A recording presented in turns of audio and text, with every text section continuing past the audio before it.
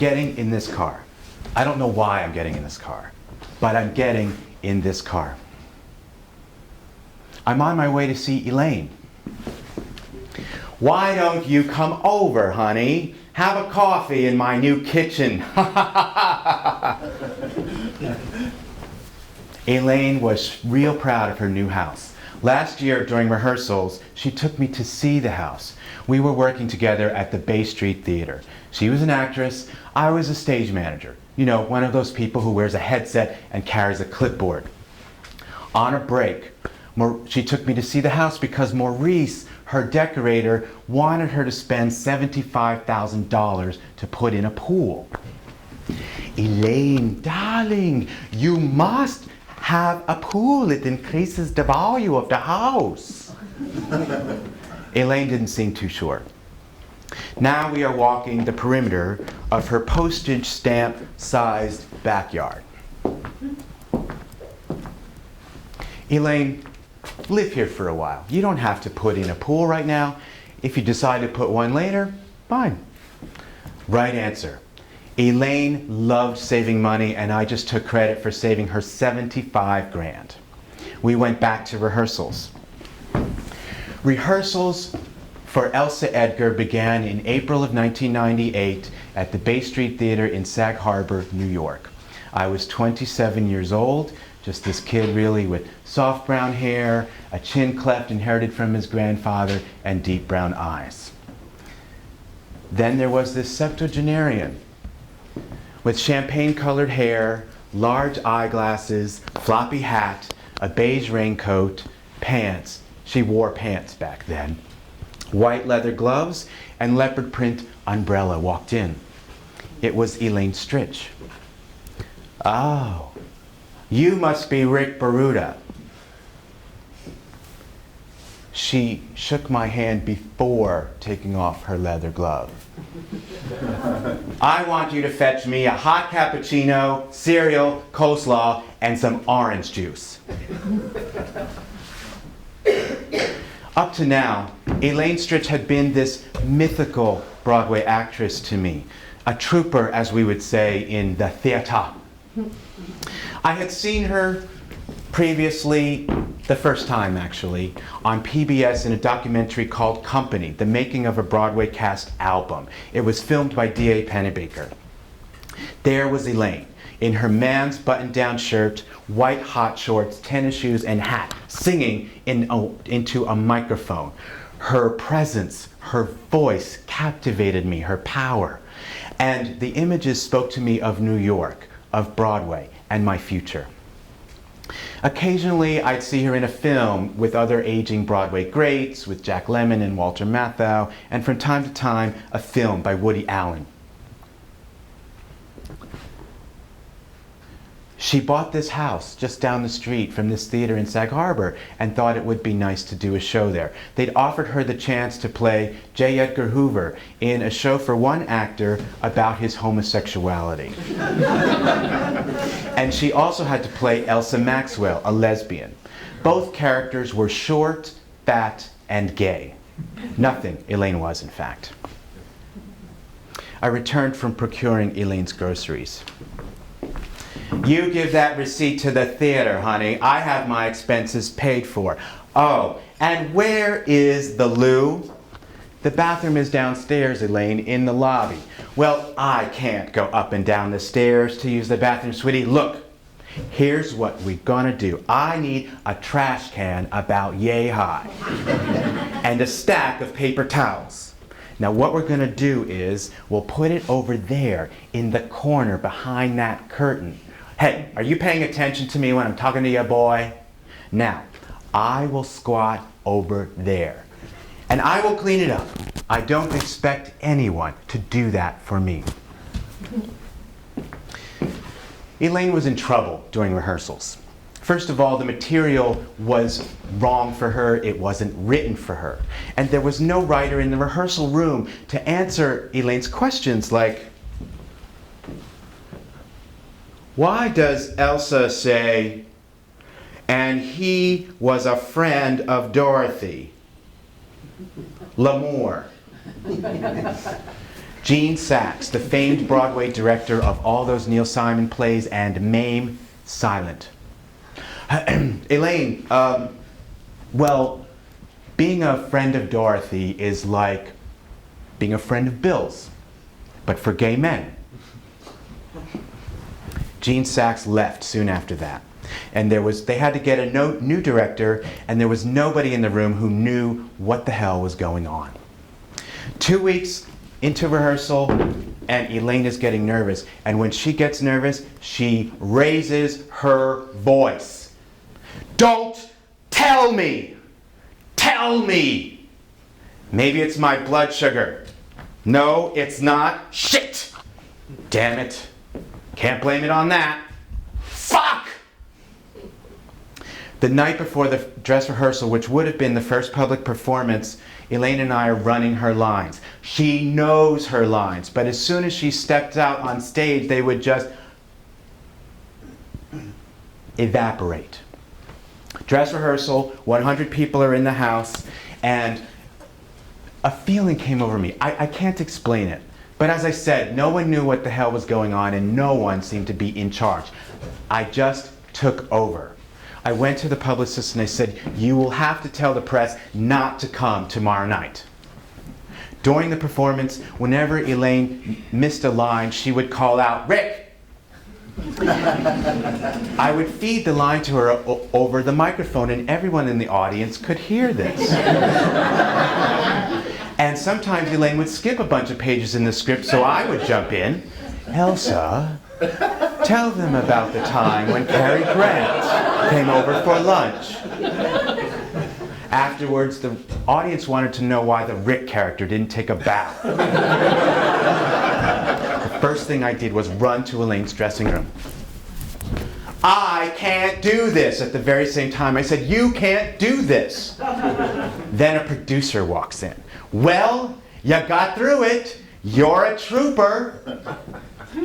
The publicist was coming towards me down the hall. Oh my God. You were right. We can't have the press come tomorrow night. On to the producers. Meeting in Elaine's dressing room. Meeting in Elaine's dressing room. I went back to Elaine. I told the producers to come and meet with you. You did what? Everybody started coming into the room, and Elaine sat down. I am not going to quit, but at this point, I do not see how I can go on in this play. I took Elaine home, and by the time I returned to the theater, she had been fired.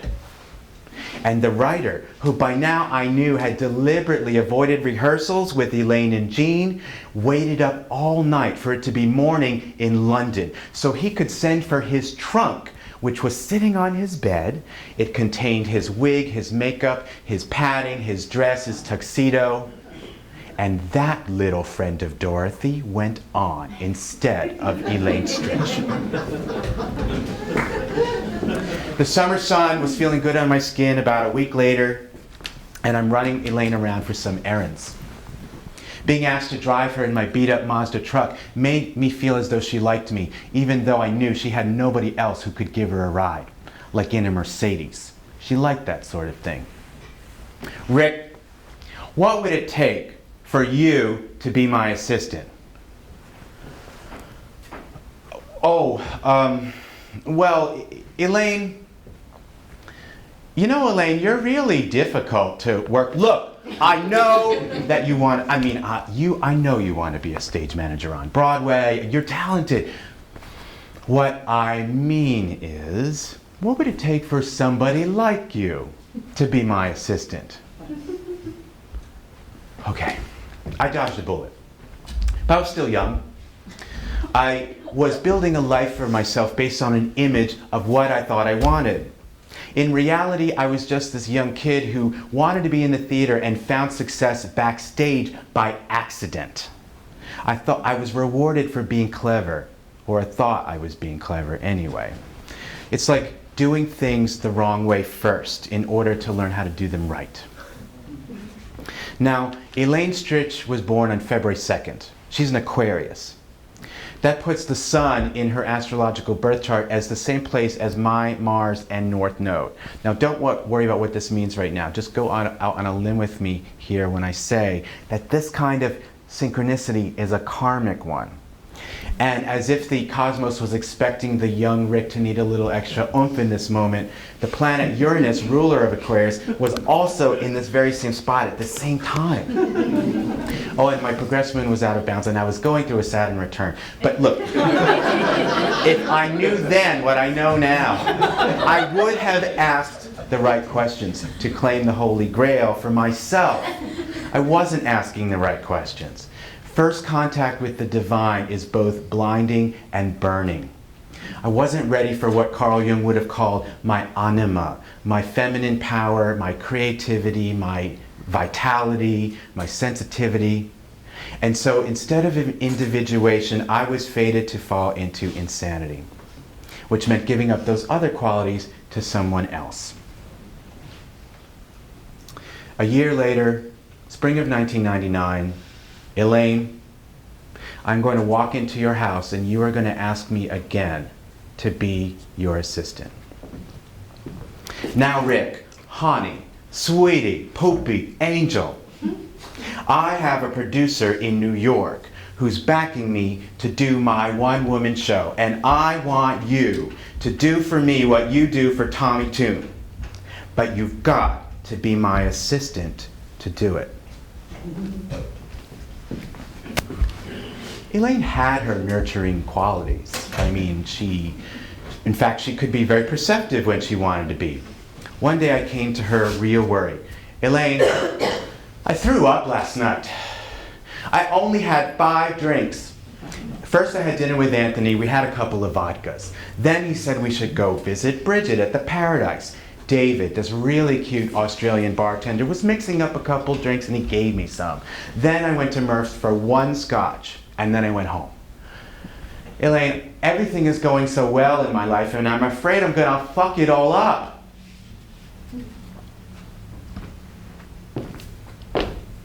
Shake hands with an old timer.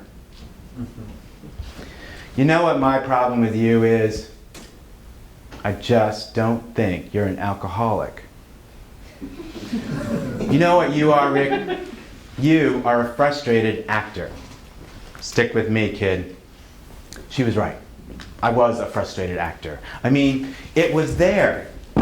Back in high school, I was cast in Damn Yankees in my senior year. My bell kicks were higher and louder than everyone else's. And even though it seemed like I was a shy baritone backstage, as soon as I got on the stage, when you're losing at crap, and the clock strikes 11, and suddenly each roll you roll, ha, comes a 7, and you're in the kind of dive where men are men. After high school, I auditioned for 3 top acting schools in New York. I didn't get in. The Uranian impulse to break through wasn't there yet. A few years later, I'm working in New York City as a stage manager. Now, I had never done that job before. I told the producer I could do it, so he hired me. I went to the Drama Bookshop, which was on 7th Avenue back then, to get Lawrence Stern's stage management. I read it from cover to cover and went to rehearsals.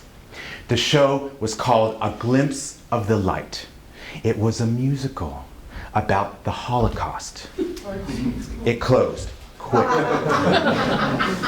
Now, I was a lousy stage manager because I didn't know how to do that yet, but a voice inside me was talking to me, and instead of marrying this girl at home that my mom wanted me to do to make her happy, I applied for a job in Florida.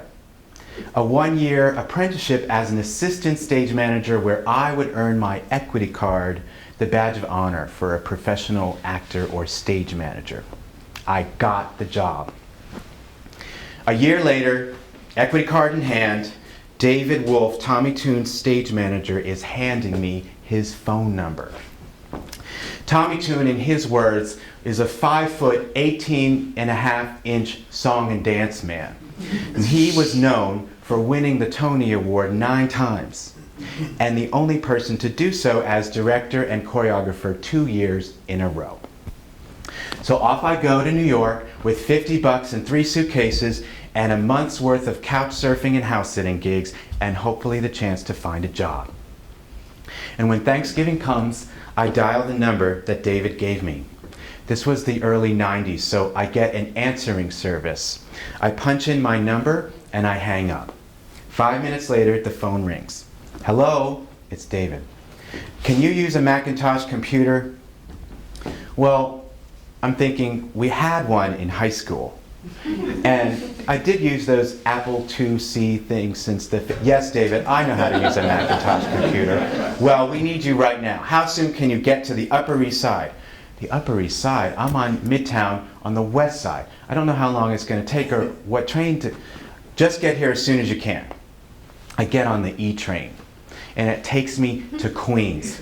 I was supposed to get off at Lexington to change to the 6. Okay, what an idiot, but I'm never going to do that mistake again. Sweating like a pig now. It's November in the subway. I get off at 86th Street in Lexington, and I walk into this glass lobby. Rich Baruta to see David Wolfe. I wasn't given the name Rick yet. That comes later when I meet Barbara Lee Diamondstein Spielvogel. Go on up, Mr. Baruta, to the penthouse. To the penthouse? Oh my gosh. I've never been to one before. I'm not even sure I know what a penthouse is exactly. I get in the elevator and it whisks me up more than 30 floors. And when I step into the hallway, I see 3 doors. One of them has a star on it. I think that's the one. So I go over and I knock. No answer. Well, maybe he changed his mind. Maybe he doesn't want me anymore. I knock again. Still nothing. I almost leave, but I try the doorknob instead, and it turns. And when I open the door, this little tiny dog comes running out. Wrong place, I knew it. Oh, for Leo. David's familiar voice. Who? You're here, that was fast. I walk onto a blue carpet with gold stars on it. It looks custom made, hand stitched.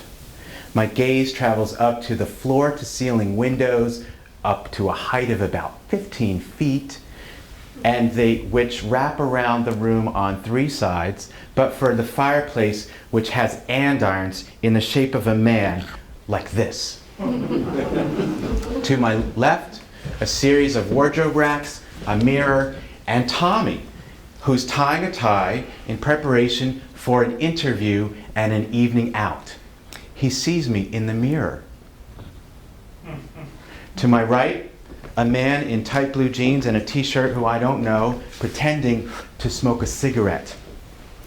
Well, Bob used to say, a shoe shine and a smile will get you nowhere in dancing. David's giggling, and soon I am whisked off to the cryptic Macintosh computer to begin formatting the script for Tommy Toon's show, which will open on Broadway on Christmas Day. It was like a dream come true. A little while later, Tommy would ask me to be his production manager for his song and dance act, Tommy Toon Moonlighting. Tommy, myself, the Manhattan Rhythm Kings, and our musical director, Michael Biaggi, we'd go off to theaters across the country to do the show. By now, I'd forgotten all about the fun I'd had in high school musicals. I'd forgotten all about being in a special performing arts curriculum in my senior year in high school to pursue my dream of acting, because I was being hired behind the scenes. We're at Proctor's Theater in Buffalo, New York, where the local stage crew only use an antique rope and pulley system to raise and lower the lighting booms, curtains, and scenery. I start singing. Ooh, child, things are gonna get easier. Ooh, child, things will get brighter. Tommy's face pops out from a corner. Ooh, child, things are gonna get easier. I freeze. Tacitly, I go back to my work. The anima was singing through me, but I didn't know that yet.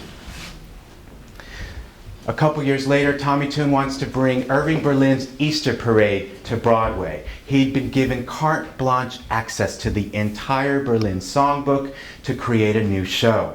Even then, though I was hired to assist the stage managers, Tommy put me in the chorus of one of the numbers. I got to play and mime a tuba player. The show never made it to Broadway. Another 2 years go by, and I'm in Elaine Stritch's Sag Harbor kitchen. I want you to do for me what you do for Tommy Tune, but you have got to be my assistant to do it. Time stopped. I thought about all those times at the Bay Street Theater where it felt like Elaine had kicked me in the stomach every night. A voice inside me was starting to say, "You're making a deal with the devil." Another voice said, "You will have to be the one to end this once you get what you want. You will have to create a boundary and stick to it." "Okay, Elaine, if you make me the stage manager of your show, I will be your assistant. By the way, my third floor is empty. It could be your little apartment." Tommy Tune would say, "The queens and their drones. It's a safe marriage for both of you. You're living a gay life." Living with Elaine was, well, to keep with the Uranian theme, zany. In a bumbling sort of way, I had found someone who would make me crazy, someone who would lovingly shake me up. Each morning, I'd come downstairs into the kitchen to make coffee and find on my side of the island a series of Post-it notes in black Sharpie or paper mate flair.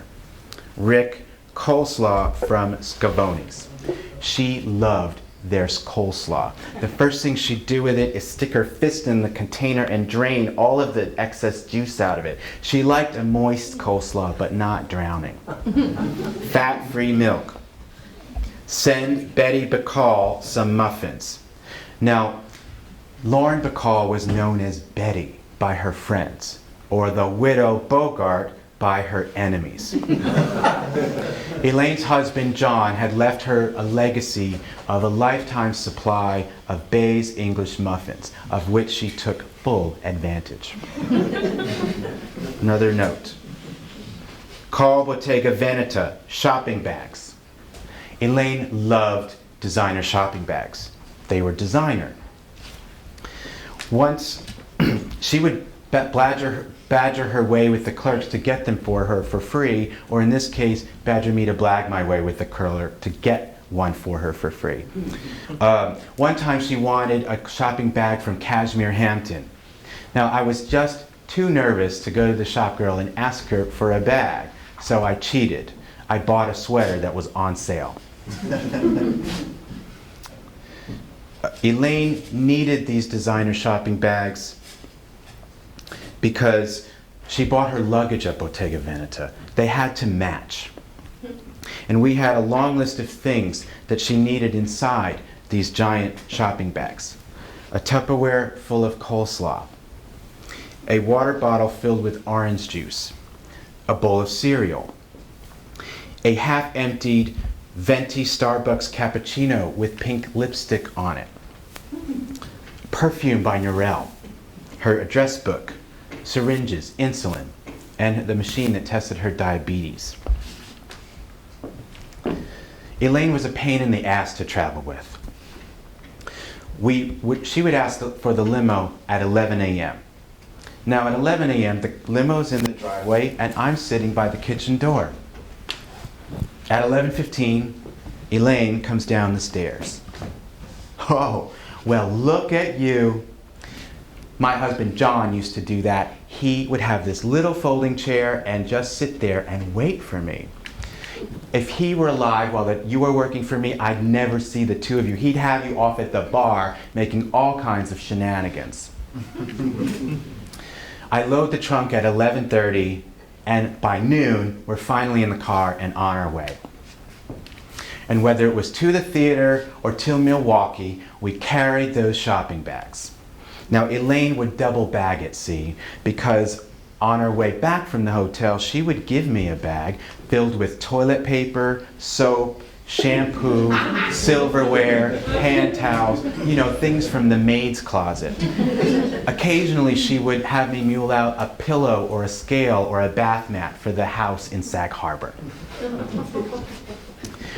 In cars, we could never drive slow enough. And planes? Elaine would always get the steward to find a seat for me in first class so she could dig her nails into my wrist during takeoff. We're at LAX, where we hear this sweet, small voice. Elaine, is that you? It's me, Anne Margaret.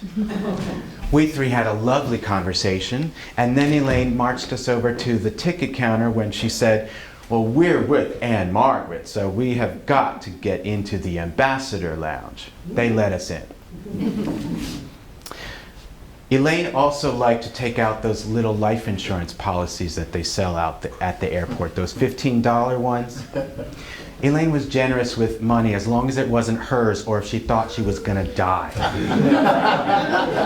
Now, Rick, if I die on this trip, Elspieta is going to get the insurance.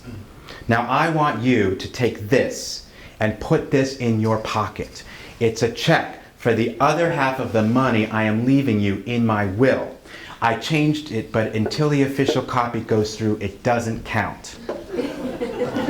And sure enough, in my pocket was a signed check for $75,000.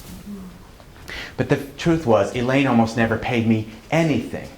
I wasn't very good about talking about money, which was convenient for Elaine because she was allergic to her checkbook. Elaine, if I'm going to be your assistant, how am I going to get paid? Now, Rick, I've just spent all my money on this house. I can't afford to pay you right now. And then a couple weeks later, she invested $50,000 into a treasury bond, a T-bill. Now, one time we were in LA and we're in the limo on our way to an AA meeting. Rick, I am sick and tired of you looking like a slob. I want you to go to Neiman Marcus and get yourself a nice hat and a matching scarf. Oh, her command seemed a bit ridiculous for somebody who wasn't even paying me to do her bidding. But 2 hours later, when I picked her up in front of the Au Bon Pain, she gasped, "Oh my God, you look amazing. How much did it all cost?" And when I told her, she immediately whipped out a check for $400. Now, Elaine and I agreed that I could and should find jobs since she wasn't taking any responsibility for my remuneration. One of those jobs was working at Merkin Concert Hall. Another one was working for a woman named Barbara Lee Diamondstein Spielvogel, who at her home in Southampton at a size of 24,000 square feet and her floor-through apartment in Park Avenue, New York, she entertained various guests of importance, and I was more or less expected to stage manage dinner parties, luncheons, and caretake for certain rare house guests. I want you to work for me, not because I think you have worked in a house this size before, but because as a stage manager, I know that you will have things done on time. Chefs can be very temperamental and not in accordance with my schedule. The first dinner event was in motion. 22 guests were to be seated around a grand circular table polished so fine that a plate with too much heat would have ruined it. The George III wingback chairs were alternated with simple cane ballroom ones so that everyone could fit. I had spent the entire day before setting the table. Dinner fork and knife, salad fork and soup spoon, dessert fork and dessert spoon over here, napkin to be rested on the plate to make more room on the table, water glass, wine glass, and finally, does everything match up with its complement across the table? Because Mrs. Spielvogel liked to keep things simple. Now her guests are filing into the dining room, and Barbara Lee walks into the kitchen. What is going on here? The guests are at their seats. Where is the first course? I want action, and you're gonna get it, I blurted. The staff froze. Barbara Lee left the kitchen, and dinner was served smoothly. Another job that I had was working for the actor Frank Langella. Now, Elaine didn't care if I was walking dogs or playing butler, but working for another actor?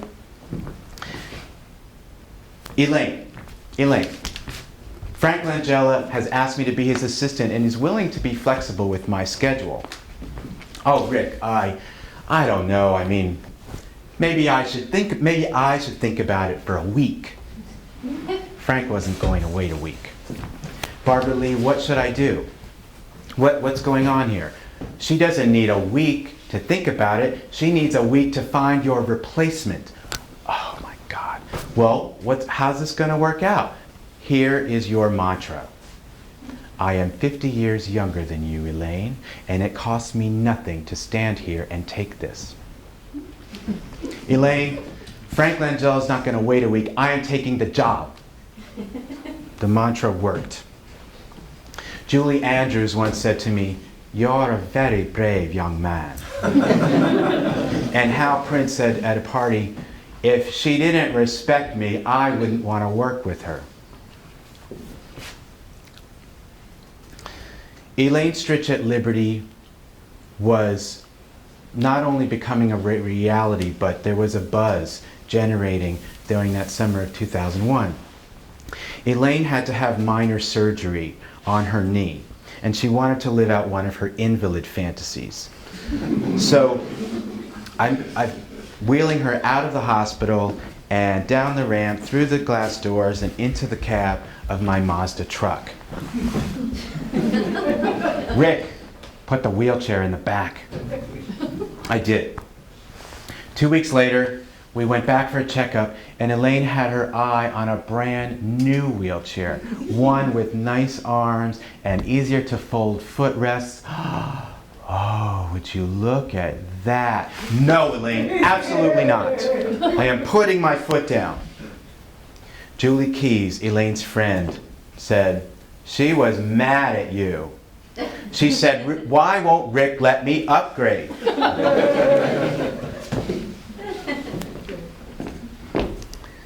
Now, with rehearsals coming soon and the buzz around the show, everybody was getting excited. Our first rehearsal was supposed to have been on September 11th. Garbage trucks lined Central Park so that no one could cross through the city. The cell phone towers were at the World Trade Center, so very few calls could get through. My aunt worked near there. George Wolfe's assistant lived near there, and no one had heard from her. The police had blocked off the city below 14th Street, so there was no getting to the public theater unless one walked and had ID. Our rehearsals began with updates from relatives, city fathers, and first responders. Gerald Schoenfeld let us use the Schubert offices as rehearsal space, and he came in one day elated about how the city was banding together to get through this. And by November, New York would be ready to go out again and have a good time. "Courage wants to laugh," wrote John Lahr of the phenomena of Elaine's early success with her one-woman show. So, "Courage Wants to Laugh," and which John Lahr wrote of Elaine's early success with her one-woman show. It was my job to protect Elaine from mundane tasks like arranging for tickets, grocery shopping, and dealing with prescriptions. I would arrive at the hotel, we'd grab her bags, and go to Saks Fifth Avenue where she had her hair and makeup done, but not before a quick steal through St. Patrick's Cathedral where we stood in front of the altar, mass or no mass, and genuflected before God. Off we'd go to the theater, and we would run lines. Now, Elaine's dressing room was specially built for her behind the set of her show. You see, the bathroom was downstairs again, and Elaine was having none of it. They even made a sink with running water for her. And this time, the trash can was filled with cedar shavings. We affectionately called it her kitty litter.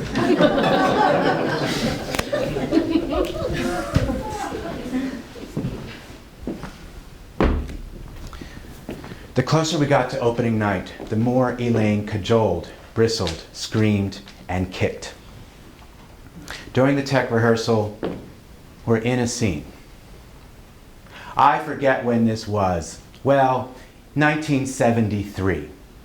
Hal Prince called me up and said, "Elaine, I know more than you do."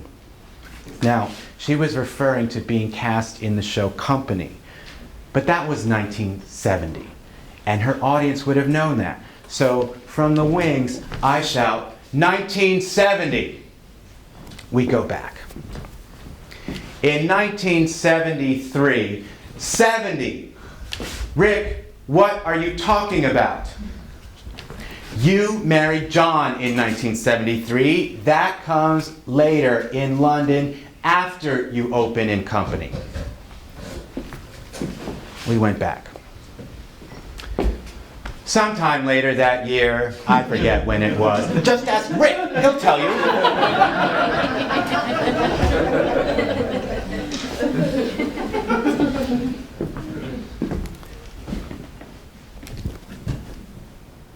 We're in the wings, opening night. I say nothing. Elaine says a short prayer. I get a kiss on my cheek. And then suddenly the curtain is opening and Elaine is out there. She plants her stool on the stage and faces her audience. She waits for them to stop applauding. Finally, silence. She knows exactly when to start speaking. Her eyes focused out there, not exactly intimate, but full of knowing and terror. I'm in the wings, and I realize I no longer have her. She's out there. It's just me in the wings with the ghosts. And we're watching Elaine kill it. Elaine had not slept the whole night before her opening. There were a number of flowers and vases in the hotel lobby. There were even more backstage when we got to the theater. And at the opening night party, she does her best to smile for the cameras and greet all of her well-wishers, but she really can't stand it, and she is tired. "Rick, I have had enough. Take me home." We get in the limo, and for once, Elaine doesn't need a thing from me. She doesn't want anything. We arrive at her hotel, and Elaine gets out alone, insisting that I take the car and go back to the party.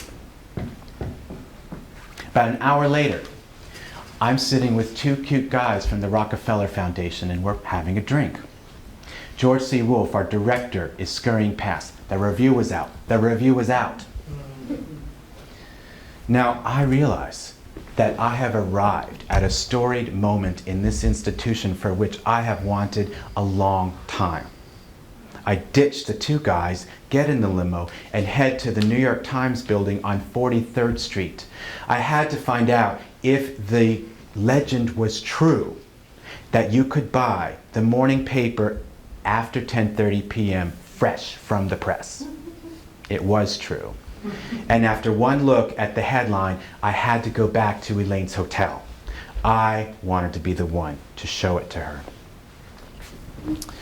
When I got to Elaine's room, I found her propped up in bed with a bunch of pillows behind her back in nothing but her t-shirt and panties, and she's watching television and eating something that Gary from the kitchen had saved for her. I hand Elaine the art section. In silence, she looks at her photo above the fold and reads the headline. In the role of a lifetime, Elaine Stritch as herself. Oh, Rick. I only hope that I don't end up like Judy Garland, who never felt that she was loved.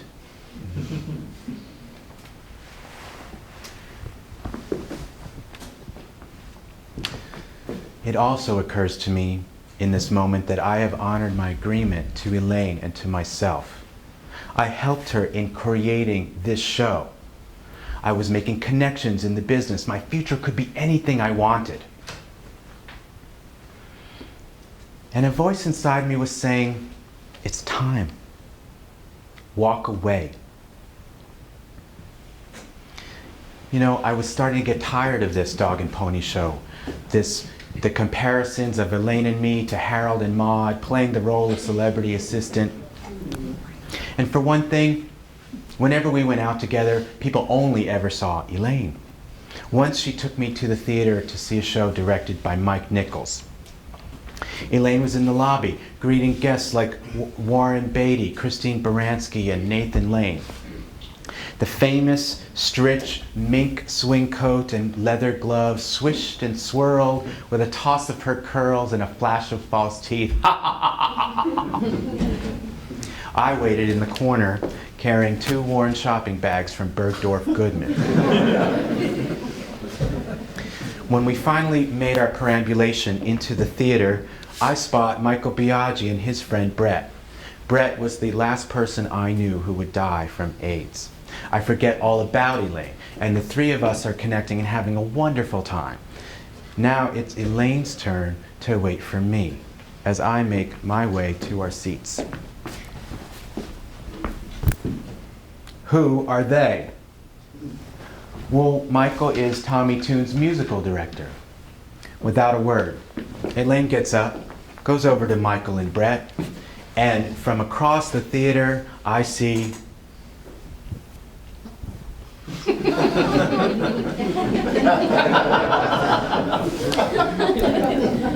I told them about running into the swells, you know, Warren and Christine, and how when I got here to my seat and you weren't here, I saw you with them and I thought, oh, Rick has a friend? And now Elaine is over there, sitting in her bed, crying at her success. Rick, you can't leave me. You have to think about your career.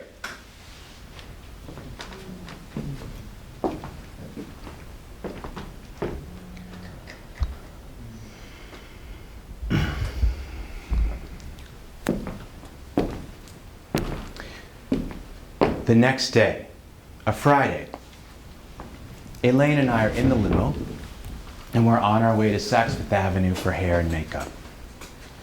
My cell phone rings, and it's Stephen Sondheim. I hand the phone to Elaine. Hello, Steve. She got to call him Steve. She's listening to him tell her, try to enjoy this, Elaine. It will never come like this again. And then I overhear her say, talk to Rick. He'll arrange the tickets. I don't want to know when you're coming. She handed the phone to me. Would 2 seats for tomorrow night be okay? Now this was Friday. Tomorrow would have been a Saturday. Elaine was already sold out. In fact, there was a sign at the box office which read, we have no more seats for Elaine Stritch at Liberty. Not even one. Now I knew this. But before a split second goes by, I say, sure, Mr. Sondheim. What else could I say? I, like Elaine, did not get to call him Steve. We arrive at Saks, and Elaine is sitting in her chair having her hair put into rollers by Vincent, and I'm trying to reach the theater. But the reviews were so good, everybody at the theater was on the phone for hours. I could not get through. And all the while, Elaine's just handing me her cereal bowl. I need more fruit, honey. Oh, and can you microwave my cappuccino? I want it hot. Now, I promised Charity tickets to the show. Charity makes my bed every morning, so get on that, will you? I don't care about Hal fucking Prince. I mean, I do, but you know what I mean. He can get his own damn tickets. I want to help the ones who can't get in. Finally, we get to the theater, and I do the right thing, but I'm just crazed out of my mind. Sondheim tomorrow night, Sondheim tomorrow night. I go to the company manager. Well, I don't even know if we have 2 tickets for tomorrow night. But it's Sondheim, and he wrote 4 songs in the show. Did you get his credit card number?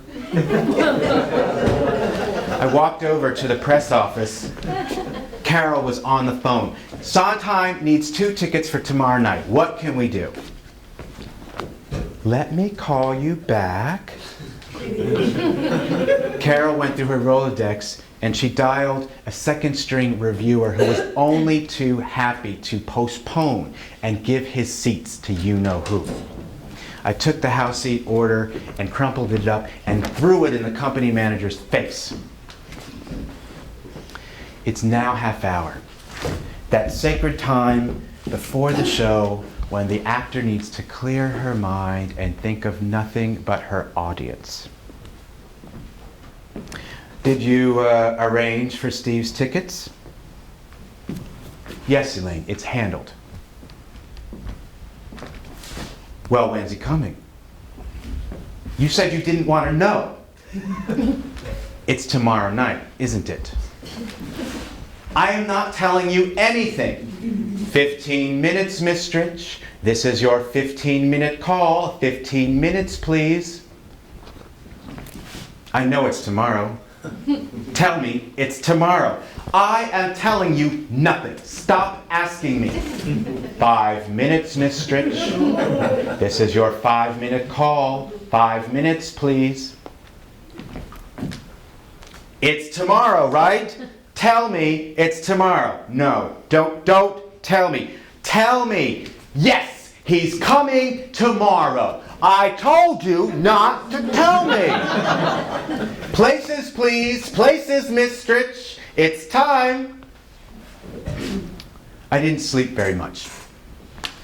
After the show, we would ride in the limo. I'd take Elaine to her hotel, and I'd spend half an hour unpacking her bags, washing her expensive tights from Fogal's or Wolford's in the hotel sink with just a capful of woolite, draw her insulin syringes for the next day, chop her fruit, and make a list of the things to get done.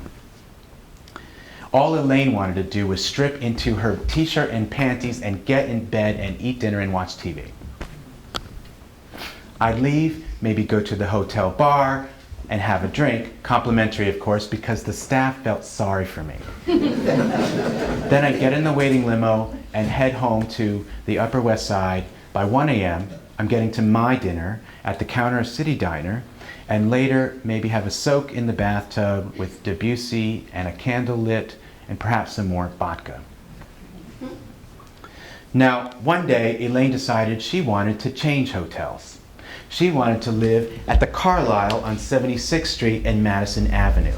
This decision was not made before schlepping to a bunch of Upper East Side hotels and chatting up concierges and making a whole big fuss. On the day that it was arranged, I went to pick up Elaine as usual. We went to Saks Fifth Avenue, where I left her and went to U-Haul to rent a van.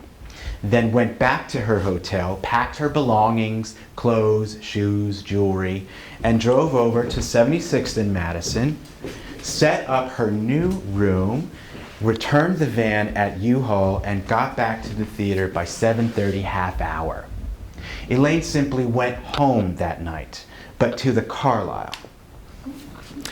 Now, of course, this meant there was a whole new army of maids to impress, waiters to get favors from, and a longer list of people who needed free tickets to Elaine's sold-out show.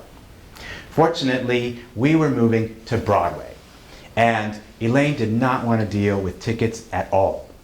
She gave my cell phone number to Dixie Carter. She gave it to Liza Minnelli. She even gave it to Prince Charles while standing on stage in front of thousands of people. The reviews generated a lot of interest from the press, and I wanted to look good. So Elaine gave me hand-me-down cashmere sweaters, silk ties. She even once bought a new Italian shirt from a Madison Avenue store. PBS sent their cameras, CBS sent 60 Minutes and Morley Safer, NBC sent Katie Couric for the Today Show. They all wanted to know how this septuagenarian could look attractive, be funny, and care so damn much about giving to the audience 5 nights a week. And I wanted them to see me by Elaine's side, ever ready to procure a safety pin, a steady arm, or an obscure song lyric. Now, shows like the Today Show and 60 Minutes amounted to tens of thousands of dollars at the box office. But Elaine was fond of quoting Ethel Merman, "You gotta live like a fucking nun," concerning her art. But the truth was, Elaine said yes to every press opportunity and every lunch in her honor. One night, we're at the Carlisle, and Elaine is really tired. I'm helping her take off her shoes. "You know, Rick, I hear that Nathan Lane is making $60,000 a week to do the producers." Now, I am not one of those actresses that just asks for more money because the reviews are really swell, you know. That is not me. But I think I should be making what Nathan Lane makes, don't you? "Well, don't you, honey?" I mean, say something. Jesus. Elaine, you can't ask for $60,000 a week. Nathan Lane is doing 8 shows a week. You're only doing 5. But you could ask for 5/8 of what Nathan Lane makes. Oh, Rick, I love you. And if I get a dime from those producers, I'm giving you 10%. Well, the reviews were great, and Elaine was knocking herself out to give stories to the press. And Elaine met with the producers and asked for 5/8 of Nathan Lane's salary. Sam Cohn, the formidable man of show business, one of the most powerful, and Elaine's agent, said, "Elaine, who told you to say that?" "Well, I can't lie to you, Sam. Rick told me to say it." Elaine got more than a dime from those producers, but she never let me see any of it. May rolls around, and it's award season. Drama desk, Obies, inner critics, outer critics, the Tonys. The plaques and the flowers piled up in the first floor stage right dressing room of the Neil Simon Theater on West 52nd Street, including a vase from Bloomingdale's with this note: "Darling Elaine, someone's going to send flowers who forgot the vase. I'm with you every minute. Love, Carol Channing." John Lahr, who had constructed the script with Elaine, was also receiving accolades and awards. All of those nights we spent at Elaine's beck and call playing whipping post so she could hammer out her story were earning John some well-deserved notices, and Elaine had that on her mind. "Well, John, one of your 6 lines got a laugh tonight." At the final performance on Broadway, the producers presented Elaine with the Al Hirschfeld drawing of her, the one that appeared in the Sunday New York Times art section. Well, I would have preferred the $8,000 in a check that had cost you.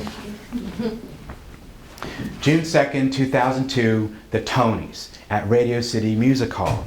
Elaine has her tickets and I have mine. We're on our way to rehearsal when Elaine is on the phone with two good friends, Bernice and Jack.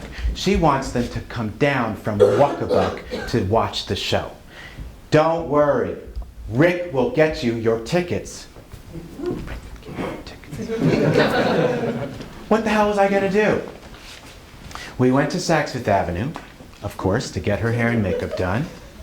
And Elaine's hairdresser, Vincent, is working on somebody else. Elaine grabs him and whispers into his ear, "Sorry, Judy." Whispers some more.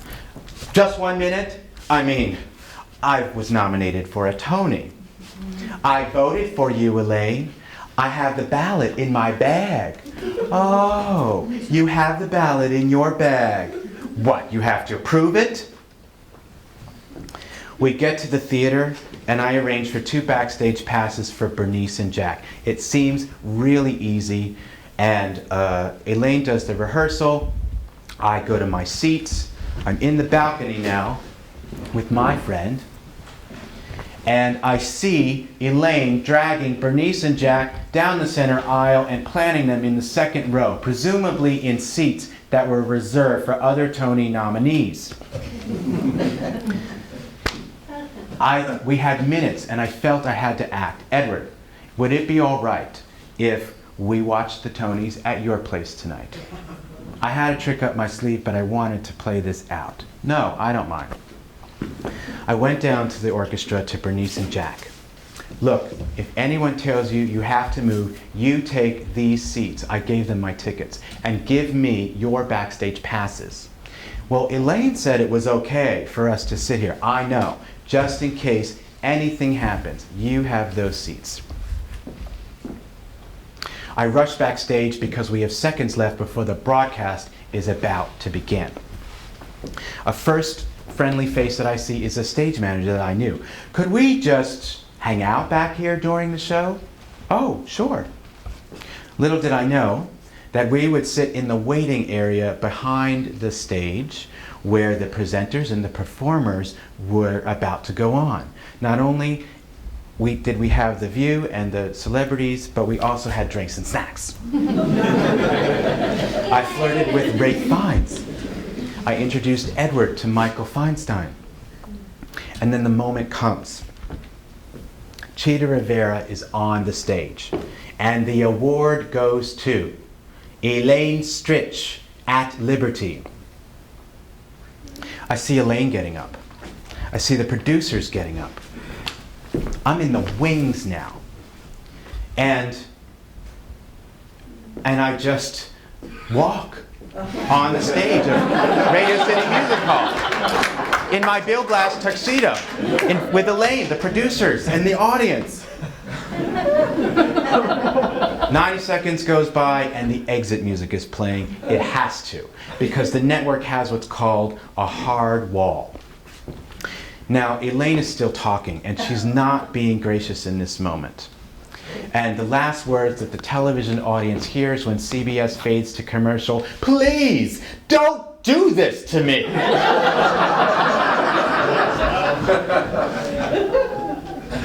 Elaine's mind was hard. Her pattern was starting to be familiar. After 4 months at the Public, her body was tired. And then another 4 months on Broadway, she was even more exhausted. "I have to yell at everybody because I just can't handle it."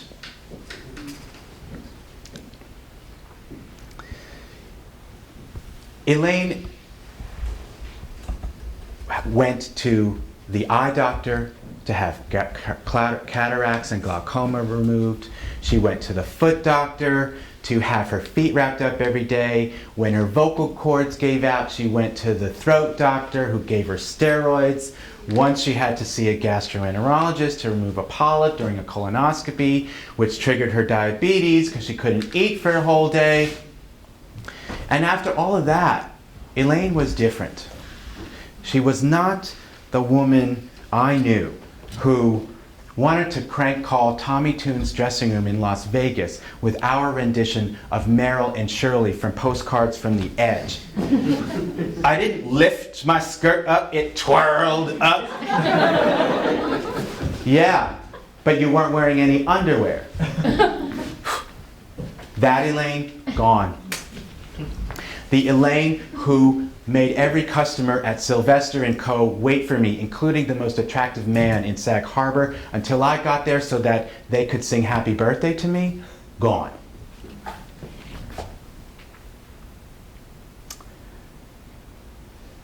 Every spring on Broadway, there's a fundraising competition known as the Easter Bonnets. A bunch of shows raise money for several weeks, and to announce the winner, there's a review of skits.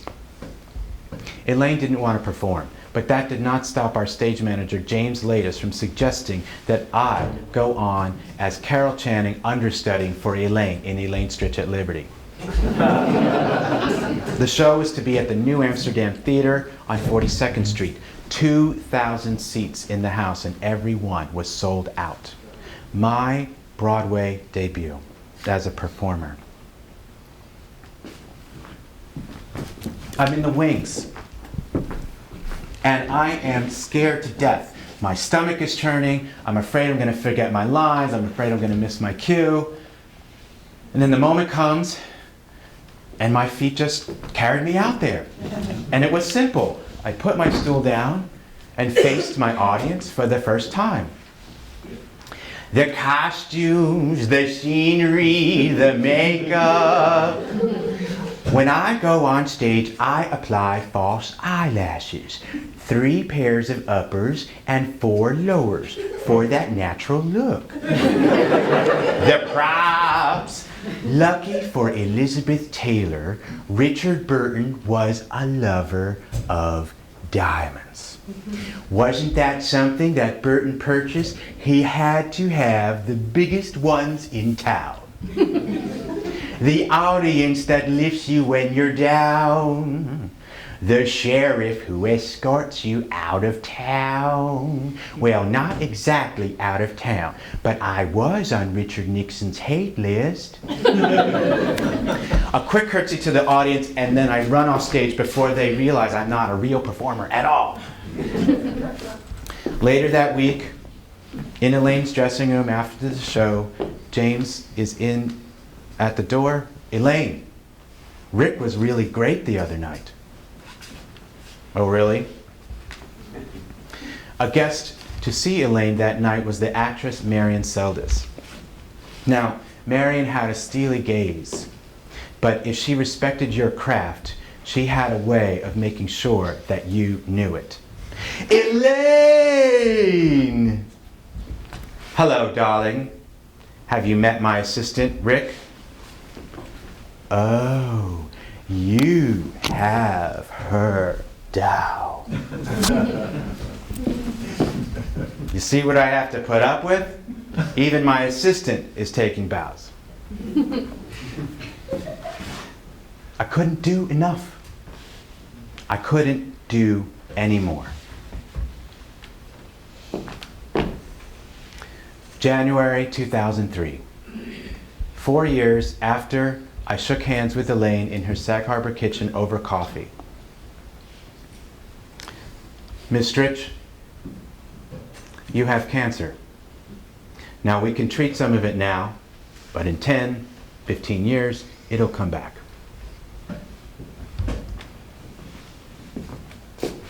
Rick, I need you, but I can't afford to pay you. I have no one paying for my expenses right now. You're going to have to be the one to figure this out and make it work. Now I have my former assistant coming back. He'll help you take care of me. Okay? Think about it. I didn't have to think about it.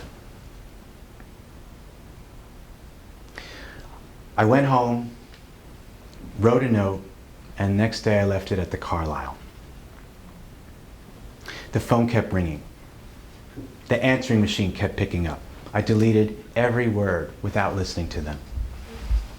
After about a week, the phone stopped ringing, and I was alone. Finally. I needed to spend time in the forest, as if in a myth or a dream. to be with the mystery aspect of the divine feminine and recognize her in me, the part that I abandoned when I forgot that being on stage is what brings me life. The part that I left when Elaine asked me to be useful to her. What she wanted from me was to hold some of her bitch, and it cost me my creative power. And so until I was able to reconnect with that piece of myself, I had given that to Elaine, and she refused to give it back. So I left empty. 12 years go by, and I've been read by psychics, I've been hypnotized, I've received messages from a channel, I've had shamans wave feathers over me, been erotically touched to ignite the sacred inner flame, Reiki, craniosacral. I've been to haunted houses where I was told I had past lives. The angels have wrapped their wings around me. The stars have talked to me. The plant spirits have shared their visions. I've screamed in the middle of the night. I have cried myself to sleep. I have slept in my car. I have slept in old ruins. I have slept under stone benches with the winds howling all around me. And here I am. The vision shared with me from my anima in here, to write, to perform. I had to integrate this, and one day, as I begin the work, I get a phone call from Julie Keys. Elaine died this morning. 2 days later, I'm at the computer, and I hear a familiar voice. You're out of the will, kid. Sorry. But I've got something for you. I'm going to teach you how to write this thing. I'm going to show you how to act in it.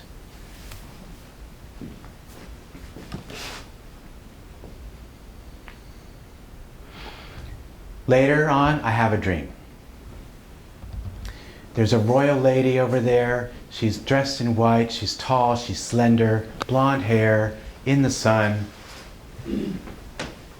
She has Neptune in Aquarius, so I don't think she can entirely be trusted. Now, the synchronicity here is that when I first met Elaine, Neptune entered Aquarius. And when it left, I left New York City, quit my job, gave up my apartment, and moved to California. My anima had seduced me. She is nobody's bitch. Also in the dream, a baby near me. It's her baby, and it's in a lovely white dress with a radiant aura, and she's holding something, a gift. Now, as this is a dream, I don't do anything right away. I'm curious, but I'm cautious. And as the doors to the playing field close, and the lady out there, my anima, Elaine, whatever, the baby's still with me. And so I have a choice. Do I take the baby, or do I leave her?